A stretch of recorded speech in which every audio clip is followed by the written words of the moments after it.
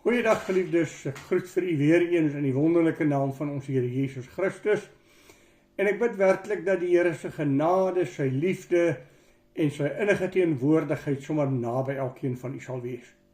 Soos u weet is ons besig met die boek Titus en ons is nog steeds daar by die eerste hoofstuk. En het praat oor die kwalifikasies van die ouderling. Daarom lees ek graag van die 5de vers af, alhoewel ons by die 8ste vers vandag stilstaan. Dit klink so: Om hierdie rede het ek jou in Kreta agtergelaat, sodat jy nog verder sou regmaak wat oorgebly het, en van stad tot stad ouderlinge sou aanstel, soos ek jou beveel het. As iemand onberispelik is, die man van een vrou, gelowige kinders het wat nie beskuldig word van losbandigheid of tugteloosheid nie. Want 'n opsiener moet as rentmeester van God onberispelik wees, nie eiesinnig, nie oplopend, geen drinker, geen vegter, geen vuil gewinssoeker nie, maar gasvry. Nou, jy het gehoor dat daar 'n klomp negatiefs gesê is waaraan die ouderling nie skuldig moet wees nie. Met ander woorde, kom ek dit lees dit net weer vir u. Hy moet nie eiesinnig wees nie, hy moet nie oplopend wees nie, hy moet nie 'n drinker wees nie, hy moet nie 'n vegter wees nie, hy moet nie 'n vuil gewinssoeker wees nie, maar hy moet gasvry wees. Nou, dit is die woordjie waaroor ek vandag met u wil praat. Wat beteken gasvryheid? Wanneer ek daaraan dink, dan wil ek dit sommer dadelik koppel om te sê, dit beteken om goed te doen aan ander mense. Dit beteken om 'n hart te hê wat opofferend is en 'n hart wat uitreik na mense in nood. Ag, ek het seker nie 'n mooier voorbeeld as in die Bybel, as die Here Jesus Christus sê, ek het nie gekom om gedien te word nie, maar te dien en my lewe te gee as losprys vir baie.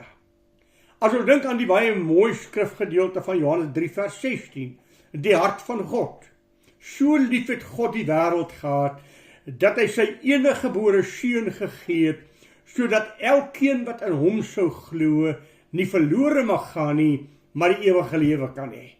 Dan hoor ons hierdie gasvryheid, hierdie liefde wat uitreik aan mense in diepe nood. Dit beteken dat ek uit my pad uit sal gaan om ander mense te help.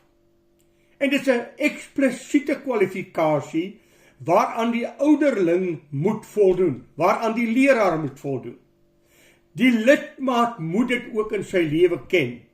Maar voordat iemand as 'n ouderling en 'n leraar kwalifiseer, moet hierdie elemente in sy lewe teenwoordig wees. In die kind van God se lewe kan dit toch in wording wees, dat die Here hulle dit leer om dit te wees. Maar die ouderling moet 'n voorbeeld wees om vir sy gemeentelede te wys watter kwalifikasies daar moet wees. Dit gaan altyd daaroor dat ek die goeie sal najag. En geliefdes, wanneer jy 'n pastor en 'n leraar is, dan moet jy waak, want jy werk met mense wat God oor jou pad bring. Jy werk met mense wat God aan jou toevertrou het. En daarom moet jou hele daad en jou uitgangspunt moet mensgeoriënteerd wees. Hoe kan ek mense help en hoe kan ek mense op hulle geestelike basis aan die Here voorstel? Dat ek nooit enige leed of negatiewe in die lewe van 'n mens sal nalat nie. Ons moet waak daaroor wat ons doen, en ons moet waak daaroor wat ons sê. Want mense kyk na ons is hulle voorbeelde. Die predikant is nie 'n besondere mens nie. Hy's 'n mens soos jy 'n mens is. Al wat hom besonderlik maak, is dat God hom uitgeroep het tussen ander mense uit. Tussen ander kindertjies van die Here het hom uitgeroep en gesê, ek wil jou voltyds in my diens hê. Ek wil hê jy moet my gemeente gaan lei. Ek wil hê jy moet my gemeente 'n voorbeeld gaan wees. En in daardie opsig het hy 'n besondere roeping van God, maar ook 'n besondere verantwoordelikheid. So dit is nooit die mens wat geëer word, dat die predikant opgehef word of op 'n pedestal gesit word nie, maar tog het ek in my hart 'n eerbied en 'n respek en 'n erkenning daarvoor dat hierdie man is deur God geroep. Wanneer ek dink aan die predikant, en ek dink aan wat Hebreërs vir my sê daar in die 13de hoofstuk, dan stel hy dit so. Miskien het dit mooi gestel. Wees gehoorsaam aan julle voorgangers en onderdanig, want hulle waak vir julle siele, as diegene wat moet rekenskap gee, sodat hulle dit met blydskap kan doen en nie alsigtend nie, want dit is vir julle nie nuttig nie. Met ander woorde, kyk na hom as God se man. Kyk na hom as die man wat God gestuur het. En wend dan jou hart tot die woord van hierdie man om te hoor, wat het God deur hierdie man vir my gesê? Ek erken dat hy 'n roeping op sy lewe het. Ek sien dit dat hy 'n roeping op sy lewe het. Dit beteken die geleerdheid nie, geliefdes. Jy kan 'n professor wees. Jy kan doktorsgrade agter jou naam hê, soos wat tans aan die gang is, wat ontken dat daar selfs 'n duiwel is. Wat selfs ontken dat daar sonde is. Wat ontken dat Jezus die seun van God is. So jy kan al die geleerdheid hê en nog in geweldige dwaling verkeer. Maar as jy 'n leraar is, as jy 'n voorganger in die gemeente van die Here is, dan moet jy waak oor hoe jy voor mense lewe, wat jy sê, sodat jy hierdie mense kan begelei na God toe. Paulus het sy eie getuienis in 2 Tessalonisense 1 vers 10. As hy sê, julle is my getuies en God, hoe heilig en regverdig en onberispelik ons gedra het teenoor julle wat glo. Hy maak ook in 1 Korintiërs, die 11de hoofstuk vers 1, die volgende uitspraak. Wees my navolger, soos ek dit van Christus is. Hy sê ook in Filippense 3:17, wees my navolger, soos julle ons as voorbeelde gehad het. Daarom hierdie kwalifikasies wat aan die leraar, die ouderling, die voorganger in die gemeente gegee is. En dit kan alles opgesom word met die woordjie liefde. Alles gebore uit 'n hart van liefde vir mense. 'n Hart van liefde gedrewe tot God. Om die werk van die Here te doen en my beste vir God te doen. Daarom, geliefdes, is dit van kardinale belang. God haat onreg. En enige onreg in 'n leraar se lewe moet hy ook haat. Ek haat nie die mens nie.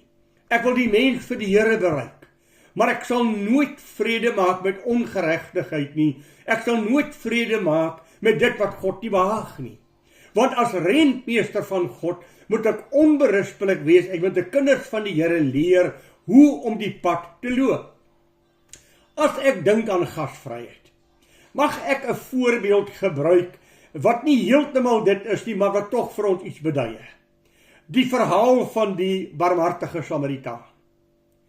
Daar is 2 Jode, 2 kerkmense, 2 leiers wat baie hoë posisies het, wat langs die pad verbyloop en een van hulle medegelowiges sien wat langs die pad lê, wat die rowers oorval is, erg gewond is en hy lê langs die pad in sy smarte. Hulle stap by hom verby. So asof hulle wil sê, ou maat, ag ons bid vir jou. Of ag my maat, elke ou maar vir homself hoor, ons dink aan jou, mag die Here jou seën. Maar dan kom daar 'n Samaritaan verby.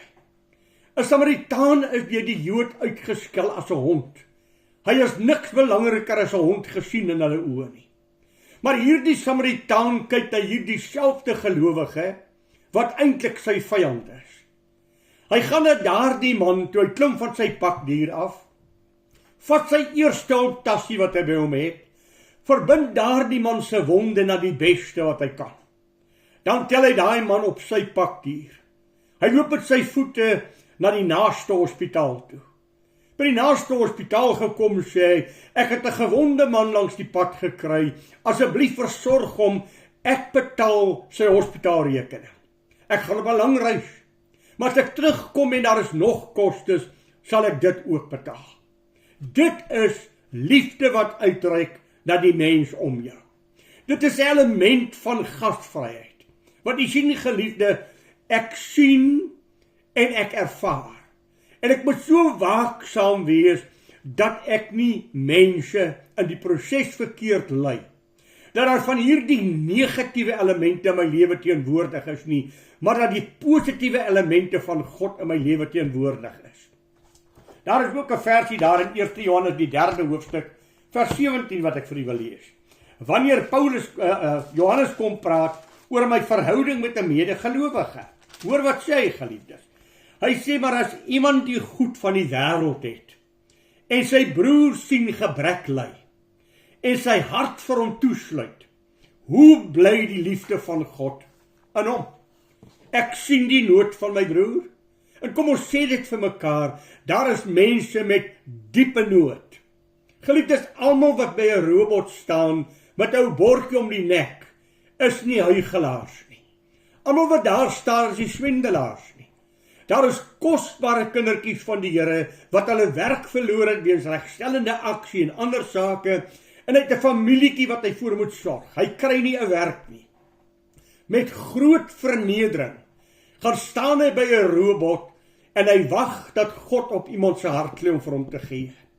Daarom kom ek en jy aanvaar die verantwoordelikheid. Wanneer ek in die straat afry, dan gee ek nie sommer net vir elkeen nie. Maar as die Here iemand op my hart lê wat daar staan, en die Here lê op my hart, maak jou hart oop, dan is dit 'n kindjie van die Here wat moontlik vanmôre gebid het, ag Here, u weet hoe afhanklik ek van u is, werk in die harte van mense om net vandag vir my te gee, dat ek brood op die tafel van my gesin kan sit. Vra God om vir jou te lei. Dis nie 'n maklike ding, gasvryheid nie. Dis nie 'n maklike ding om so vir mense te sê nie. Maar geliefdes, ek en u moet 'n hart hê vir mense, en dis wat tel. 'n Hart hê om uit te reik na mense wat pyn het. Nie mense wat pyn het, maar net in hulle pyn te los en by hulle verby te loop en te sê ek bid vir jou nie. Ek dink aan jare gelede was daar 'n insident van 'n persoon in 'n gemeente wat baie swaar gekry het. Toe het hierdie gemeenteraad met mekaar gepraat en gesê, ai broers, ons het hierdie man so jammer, hy gaan dan die gebeur geweldige ellende. Ewe skielik het daar 'n ouderling opgestaan. Hy het sy hand in sy sak gesteek en gesê, ek jammer 5 pond. Hoeveel jammer jy? Hoor jy wat ek sê? Jammer gaan nie sy probleem oplos nie. Maar om te sê, Here, ek steek my hand in my sak. Ek maak my hart oop en ek gee vir iemand wat nodig het. Want geliefdes, elke een van ons is 'n genade mens. As leraar moet dit die uitmuntende kwaliteit van jou wees, dat jou mense jou sal ken as iemand wat gasvry is, iemand wat 'n oop hand het, iemand wat sy hand oopmaak vir ander mense, en daardeur jou sien as 'n godsman, wat vir 'n voorbeeld stel, hoe om met jou naaste om te gaan. Daar was jare gelede 'n prediker, ongelukkig kan ek nie onthou wie dit is nie. Hy het die gewoonte gehad as hy met iemand praat en die voorreg het om hierdie persoon na die Here Jesus toe te lei. Dan het hy altyd vir hierdie persoon gesê, die hele saak van jou na die Here toe te lei is wonderlik, want dit is nie waar dit eindig nie. Jy het hom nou as verlosser leer ken, maar nou wil hy Here van jou lewe wees. Daarom wil ek vir jou sê, alles wat jy het behoort aan God. En dan begin hy 'n lysie maak, wat het jy? 'n Huis, 'n karavaan, soveel geld in die bank, en hy maak 'n hele lysie van wat hierdie man besit, dan sê hy, al hierdie dinge behoort nou aan God. Hy's Here, hy's meester van jou lewe. Hy het aanspraak op enige iets wat jy het, want alles wat jy het hy per toeval vir jou gegee. Daarom sê 1 Korintiërs 4 vers 7, wat het jy wat jy nie ontvang het nie? Dis God wat sy hand vir jou oopgemaak het. En as God dan vir jou genade gegee het om meer te hê as die normale mens, maak jou hand oop en gee. En weet jy wat ek ervaar, geliefde? 'n Mens wat self swaar gekry het, is 'n mens wat 'n hart het vir iemand anders wat swaar kry. Iemand wat nog nooit op skuld moes lewe nie. Iemand wat nog nooit 'n kar se paaiement moes betaal nie. Iemand wat nog altyd net die geld uit sy sak uit kan haal en sy mediese kostes kan betaal en ruim kan lewe, verstaan nie swaar kry nie. Hy verstaan nie om 'n hart vir mense te hê wat pyn het nie. Maar die leraar, die voorganger, moet vir die Here sê, Here, wys vir my. Nou as ek praat oor gasvryheid, dan sê ek vir die gasvryheid beteken uiteindelik dat ek mense vriendelik ontvang, dat ek mense met die liefde van die Here ontvang, dis gasvryheid. Maar dit kan verder gaan. Dit kan gaan dat die Here sê, nou wat gaan jy nou doen oor hierdie man wat vanaand nie 'n slaapplek het nie? Nou ek wil dadelik vir u sê, ek het al dierlesse geleer.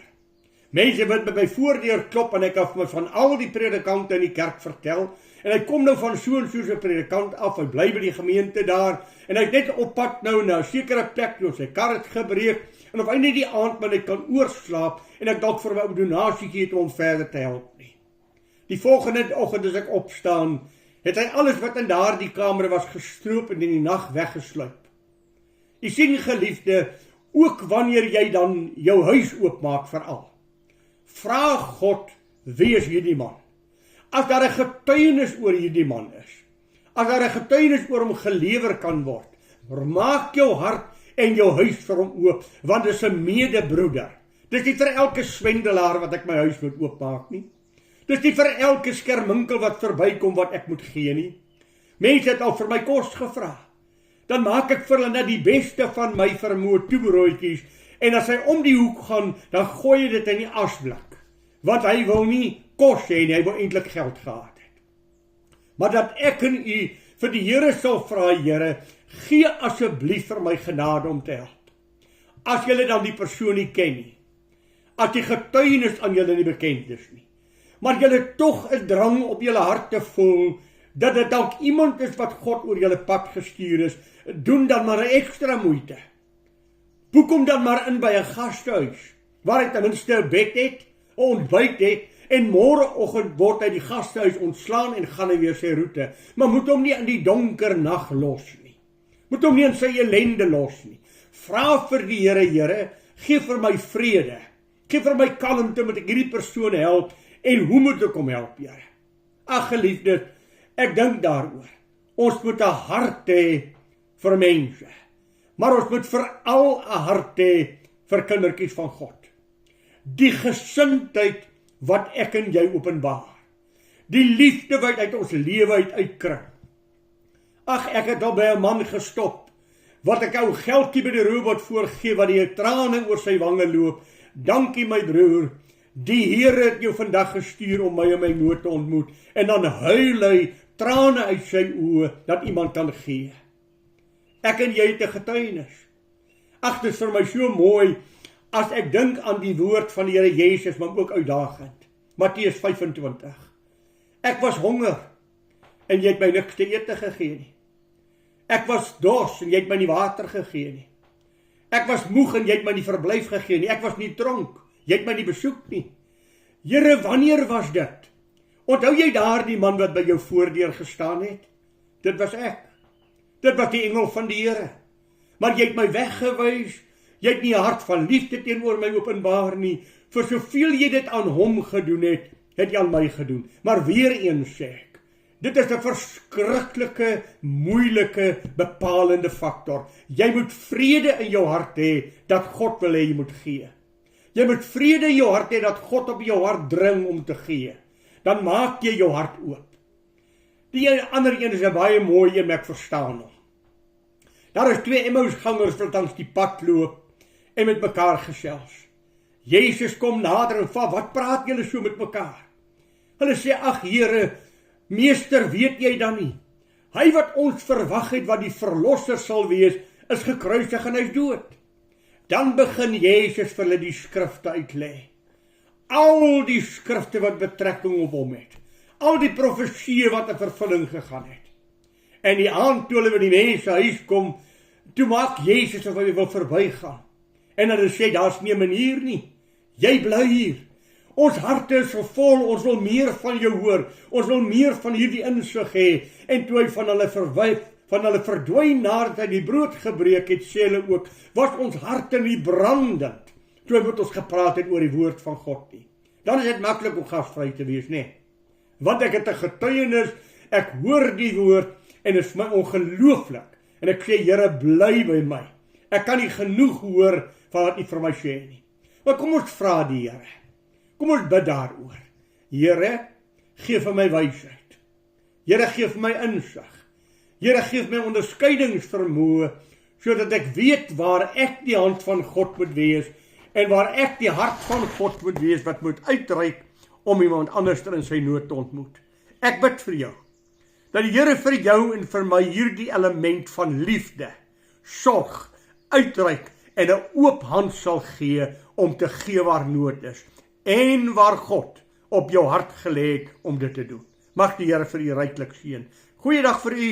Ons praat volgende keer met mekaar en dit sal die laaste keer wees voordat ons gaan sluit vir die Desember vakansie. Die Here seën vir u.